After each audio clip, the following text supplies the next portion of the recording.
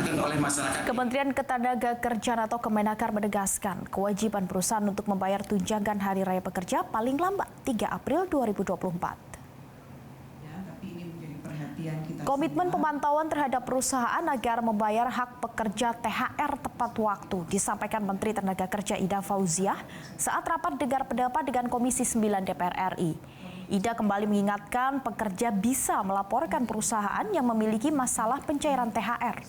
Aduan bisa dilakukan melalui situs posko.thr.kemenaker.go.id. Sesuai peraturan Kemenaker, batas akhir pembayaran THR bagi perusahaan adalah 7 hari sebelum Lebaran.